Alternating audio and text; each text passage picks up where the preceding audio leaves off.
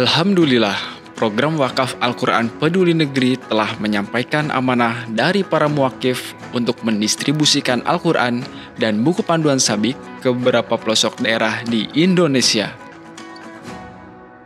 Kami sadar kebutuhan masyarakat akan Al-Quran di pelosok daerah lainnya masih sangat tinggi. Mari menjadi bagian dari solusi dengan mengikuti program wakaf Al-Quran Peduli Negeri.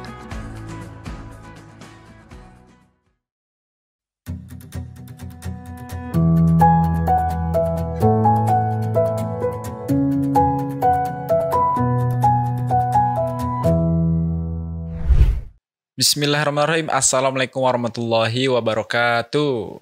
Apa kabar teman-teman sekalian? Bertemu lagi bersama saya Wahid Ihwan dalam acara Orasi, Obrolan Inspirasi. Nah teman-teman sekalian, insya Allah di episode kali ini seperti biasanya kita akan bincang-bincang seputar hal yang ada nilai inspirasinya nih. Makanya agar kita bisa dapat inspirasi, hari ini kita sudah ditemani oleh pembicara kita. Kita sapa dulu beliau. Bersama Ustadz Mulyadi Al-Fadil. Assalamualaikum warahmatullahi wabarakatuh, Ustadz. Waalaikumsalam warahmatullahi wabarakatuh, Wahid. Gimana kabarnya, Ustadz? Alhamdulillah, luar biasa, Allah Akbar. Alhamdulillah, ya. Kita ketemu lagi sama beliau setelah di episode sebelumnya kita ngobrolin sepak bola saja. Masya Allah, rame banget nih ya. Dan hari ini kita nggak akan ngobrolin sepak bola atau basket atau olahraga nih, Ustadz. Ini lebih ke tentang wakaf nih, Ustadz. Karena ternyata banyak teman-teman juga yang masih penasaran gitu, Ustadz. Ada penonton baru juga masih kepo tentang wakaf nih. Banyak orang tuh konotasinya berat gitu kalau wakaf, Ustadz. Mungkin Ustadz Mulyadi bisa mengawali dengan gambaran wakaf secara umum itu apa sih, Ustadz? Baik. Ya, wakaf ini diambil dari bahasa Arab ya, dari kata wakofa, yakif. Ya, biasanya kalau di Arab itu ada mauqiful hafilah, perberhentian bis. Keep, stop, begitu berhenti. Ya. Nah, maksudnya bagaimana kalau harta atau kepemilikan sudah diwakafkan, maka berhenti dari kepemilikan manusia. Itu sudah jadi milik Allah saja.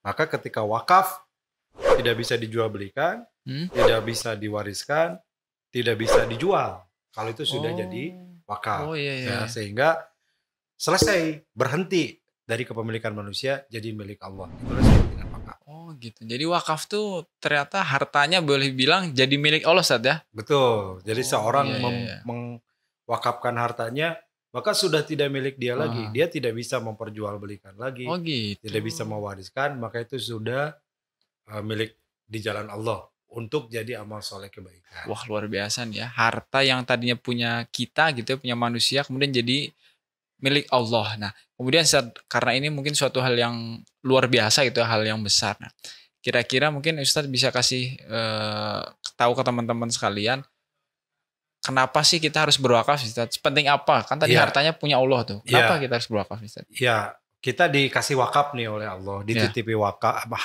dititipi harta ya. Harta itu ada 4 kewajiban kita dengan harta. 1, zakat. Zakat itu wajib dikeluarkan, ukurannya jelas, waktunya jelas kapan dikeluarkan, dan penerimanya jelas, asnaf ataupun golongan penerimanya. Yang kedua ada infak. Infak nanti ada infak terikat, jadi wajib juga ada infak yang tidak terikat. Jadi sunnah. Infak terikat yang wajib gimana? Seperti nafkahnya suami kepada istri, nafkahnya orang tua kepada anak-anak itu wajib. Ya walaupun tidak ditentukan ukurannya, tapi hukumnya wajib. Kalau suami tidak menafkahi keluarganya, dia dosa hukumnya. Itu harta yang kedua. Harta ketiga adalah sodakoh. Dia sodakoh bersifat sunnah, umum, dan berapapun tidak ditentukan banyaknya, tidak ditentukan juga penerimanya.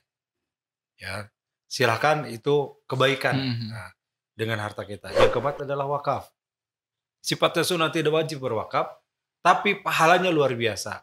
Sekali berwakaf, sudah jadi milik Allah, maka berubah menjadi pahala yang mengalir buat dia. Disebutlah amal jariah. Jariah itu dari kata mengalir. Jadi pahala yang terus mengalir. Mungkin besok lusa sudah wafat. Ya, kita sudah wafat. Mungkin Kang Wahib duluan, saya belakangan. Ya. Atau sebaliknya, saya belakangan Kang Wahib duluan. Sama aja. Gitu. Sudah wafat, maka harta kita itu pasti kita tinggalkan, Iya, gitu betul, kan. betul. Tapi kalau diwakafkan, kita sudah wafat, pahalanya terus ngalir ke kubur kita. Masya Allah. Pahalanya ngalir sampai nanti di akhirat sampai terjadi kiamat.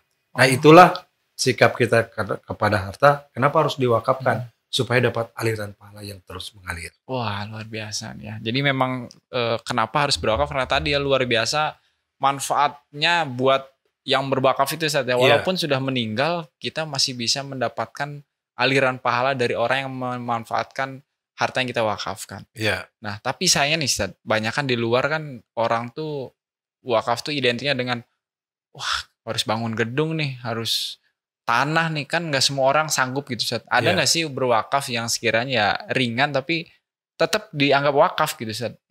Ya, pada masa Rasulullah kalau kita melihat pada sejarah ya, yang paling terkenal itu wakafnya Khaybar dari Umar bin Khattab. Mewakafkan sebidang tanah terbaik di Khaybar, jatah beliau diwakafkan. Atau tanahnya Abu Talha, kebunnya Abu Talha yang berada di tepat di Masjid Nabawi. Artinya kalau kita melihat objek wakaf itu zaman dulu itu tanah, benda yang tidak bergerak. Iya betul. Nah, tapi kemudian berdasarkan para ulama kontemporer begitu muncullah berbagai perkembangan. Wakaf itu tidak hanya berbentuk tanah, ya, tapi juga bisa berbentuk uang, disebut dengan wakaf uang ya, berbentuk dengan harta. Kemudian juga bahkan muncul lagi fikih kontemporernya adalah wakaf dalam bentuk lain seperti wakaf keahlian, wakaf profesi, gitu. Kemudian wakaf wakaf diri ya, mewakafkan diri untuk di jalan Allah. Nah itu kemudian berkembang walaupun memang terjadi perbedaan pendapat atau kajiannya cukup mendalam begitu. Betul. Tapi itu termasuk hal yang secara kontemporer fikihnya itu dibolehkan. Jadi bentuk-bentuk seperti itu.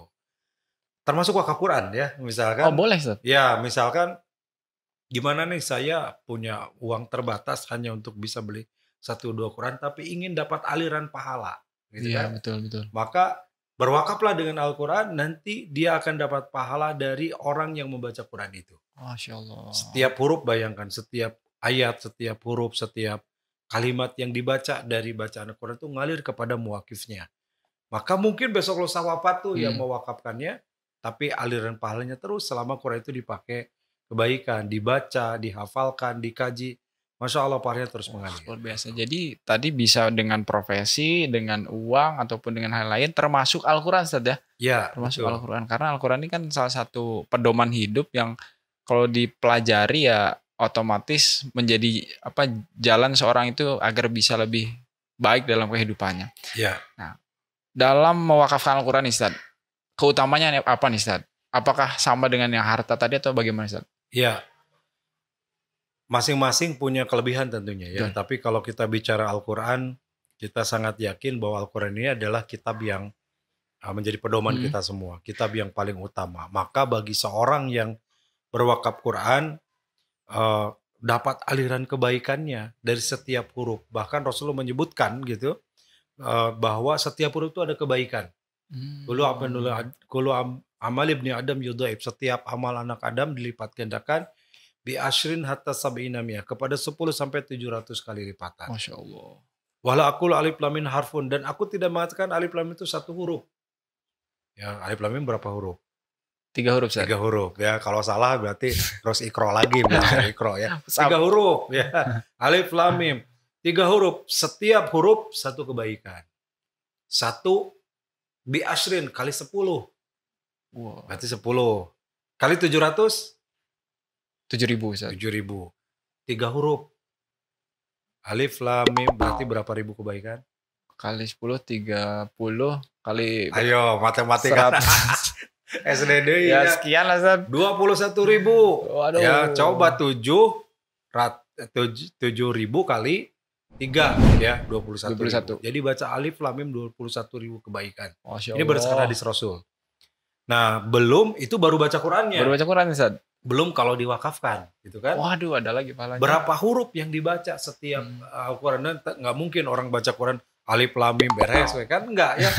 Pasti ditambah dengan ayat-ayat lain. Makin banyak yang dibaca, makin banyak kebaikan, dan aliran pahalanya tadi mengalir kepada orang yang berwakafnya. Masya Allah. Mungkin dia sudah wafat, besok lusa ke kuburnya ngalir tuh pahala dari orang yang membacanya, gitu ya, dari orang yang menghafalnya, dari orang yang mempelajarinya, dan itu sampai nanti di akhirat bisa dipetik pahalanya oleh yang bersangkutan. Masya Allah. Gitu. Bisa dibilang ini investasi juga Ustaz ya? Investasi betul. Pahala. Investasi. Nah, karena ini adalah investasi yang tentunya menjanjikan nih Ustaz. Nah, kira-kira Ustaz bisa berbagi tips sama teman-teman nggak? Biar orang tuh lebih mudah berwakaf Ustaz. Karena tadi kan frame-nya wakaf tuh berat gitu ya. Gimana caranya orang atau teman-teman yang nonton ini bisa ya ringan dalam berwakaf nih Ustaz? Ya, tentu saja pertama harus meyakini bahwa ini adalah melaksanakan perintah Allah dan Rasul-Nya. Ya. Contoh misalkan di dalam surat Ali Imran ayat 92 Allah berfirman, lan tanalul birra hatta tunfiqu mimma tuhibbun. Tidak jadi kebaikan sehingga engkau mau mengeluarkan apa yang kau sukai. Kan kita suka punya uang, kita suka punya harta dan seterusnya. Nah, itu akan jadi kebaikan kalau kita keluarkan. Nah, ketika punya motivasi bahwa saya ingin harta saya ini jadi manfaat, jadi berkah, jadi kebaikan, maka keluarkan. Salah satunya dengan wakaf. Gitu kan? Kedua, kita ingin aliran pahala yang sudah wafat nanti. Amal jariah namanya wakaf. Kita sudah meninggal tapi aliran pahalanya terus. Maka ini jadi motivasi kenapa kita harus berwakaf. Betul. Yang ketiga, dengan berwakaf Al-Quran diantaranya tadi, kita dapat pahala ya berupa bacaan Al-Quran dari orang yang membacanya. Dari setiap huruf yang dibaca. Maka dengan kita berwakaf juga kita menambah amal soleh atau ladang pahala kita secara berlipat dan terus menerus. Masya Allah ya. Jadi sebetulnya nggak ada alasan lagi orang buat susah berwakaf gitu Ustaz ya. Karena kesempatannya juga sangat mudah sekarang ya Ustaz. Seperti halnya yang ada di Darut Tauhid kan lagi ada program wakaf Al-Quran Peduli Negeri ini Ustaz ya. Jadi wakaf Al-Quran Peduli Negeri ini salah satu upaya dari Darut Tauhid untuk bisa memberikan manfaat kepada teman-teman di pelosok-pelosok daerah terutama yang Al-Qurannya sudah lusuh atau yang tidak punya Quran dengan program wakaf Al-Quran Peduli Negeri ini gitu ya. Mungkin Ustaz bisa ngajak teman-teman Ustaz untuk berwakaf Quran. Ya sahabat-sahabat sekalian, teman-teman dimanapun berada, ayo ikutan program wakaf Al-Quran Darut Tauhid Peduli. Ya manfaatnya selain Al-Quran yang diwakafkan itu dibaca betul. Nanti plus ini ada programnya juga mengajarkan Qurannya. Gitu kan. Sehingga bagi yang belum bisa belajar Qurannya dan juga dikasih Qurannya ya, diwakafin Qurannya. Nah, bagi para muwakif jadi berlipat lagi pahalanya dari setiap yang dibaca, dari ilmu yang diajarkan, dari langkah pengajar juga kebagian. Masya Allah. Alhamdulillah ya. Jadi melalui wakaf Al-Quran Peduli Negeri ini bisa menjadi salah satu solusi untuk memberantas buta huruf baca Quran Ustaz ya. Dan ternyata cukup terjangkau ya dengan 150.000 ternyata Ustaz ya. 150.000 itu sudah dengan pembelajaran. Dapat Al-Quran, dapat buku panduan, dapat pengajaran juga ya. Masya Allah ya. Wakaf yang terbilang cukup ekonomis Ustaz ya. Tapi ternyata pahalanya luar biasa Ustaz ya. Betul. Masya Allah. Dan alhamdulillah juga saat ini wakaf Al-Quran ini sudah mendistribusikan Al-Quran kurang lebih sudah sebanyak 17.000 eksemplar nih Masya Allah ya sampai saat ini di tahun 2022 ya. Dan semoga teman-teman juga bisa tertarik untuk ikut serta dalam program wakaf Al-Quran Peduli Negeri ini ya. Terima kasih Ustaz Mulyadi yang sudah sharing dengan kita semua. Masya Allah ya, ilmu yang beliau sampaikan luar biasa dan tentunya ada nilai inspirasinya karena di orasi obrolan yang kita lakukan harus ada inspirasinya. Ya, terima kasih juga buat teman-teman yang sudah nonton acara ini. Bagi teman-teman yang suka dengan video ini jangan lupa tekan tombol like. Bagi yang belum berlangganan, jangan lupa tekan tombol subscribe. Saya Wahid Ihwan bersama dengan Ustadz Mulyadi Al-Fadil. Mohon pamit undur diri. Terima kasih. Assalamualaikum warahmatullahi wabarakatuh. Ya, bismillahirrahmanirrahim. Buat teman-teman sekalian yang dari luar Bandung lagi main ke Bandung. Nah, jangan lupa kalau pulang ke daerahnya bawa oleh-oleh khas Bandung. Nah, di sini ada oleh-oleh khas Bandung namanya pisang bolen. Pisang bolen ini adalah salah satu makanan khas Bandung, teman-teman sekalian. Ya, teman-teman bisa dapatkan salah satu bolen terenak di Bandung itu namanya di Karofi Cake and Bakery. Teman-teman bisa langsung datang ke Geger Kalong di Kota Bandung, tepatnya di depan Masjid Darut Tauhid. Nah, cari toko Karofi. Nah, di situ ada tersedia oleh-oleh khas Bandung. Salah satunya adalah pisang bolen ini ya. Nah, coba teman-teman ya, cobain ya. Coba ya, bismillahirrahmanirrahim. Yang rasa coklat misalkan pisang coklat. Bismillahirrahmanirrahim.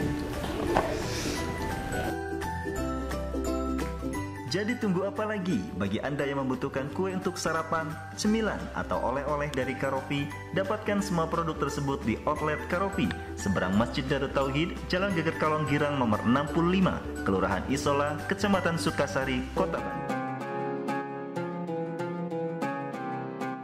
Jangan lupa, saya bilang sekalian, terus berlangganan di Darut Tauhid Official.